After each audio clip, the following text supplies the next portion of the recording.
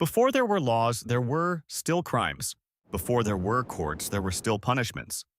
And before there were victims, there was one shared understanding. Some things are simply wrong. So historians went looking, back past ancient Rome, past Mesopotamia, past writing itself, for the very first crime. What they found was not what anyone expected.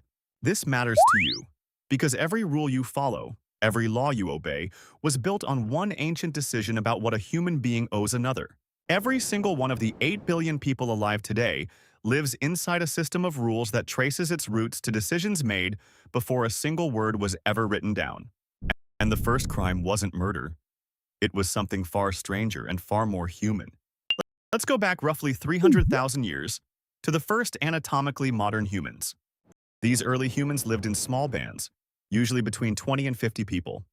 Survival meant cooperation, sharing food, sharing shelter, sharing danger. Anthropologists call this reciprocal altruism. You help me now, I help you later. But reciprocal altruism only works if everyone actually reciprocates. The moment someone takes without giving back, the whole system starts to collapse. And so our ancestors developed one of the oldest social instincts, the detection of cheaters. Evolutionary psychologists Leda Cosmides and John Tooby proved this in 1989. Humans are wired to spot rule breakers faster than almost anything else. We are, literally, evolved crime detectives. But detecting a cheater only matters if there are consequences. The earliest consequence wasn't imprisonment or execution. It was exile. And 300,000 years ago, exile was essentially a death sentence. So the first crime wasn't murder. It was taking more than your share. Anthropologist Christopher Boehm documented this across 48 hunter-gatherer societies. The number one punished behavior was not violence, but hoarding.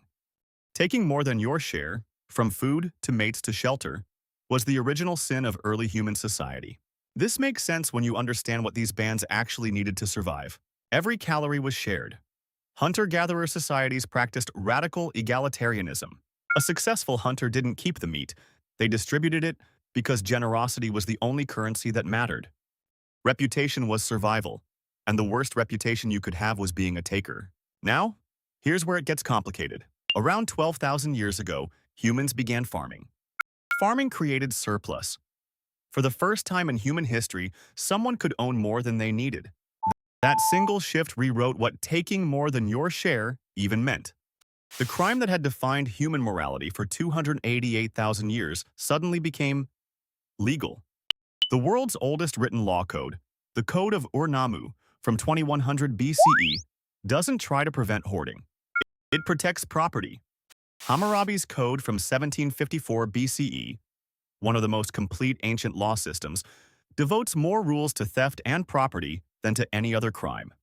The first law systems weren't designed to protect people. They were designed to protect ownership, which means the very act that had been a crime for hundreds of thousands of years, accumulating more than your share, was now the thing the law protected.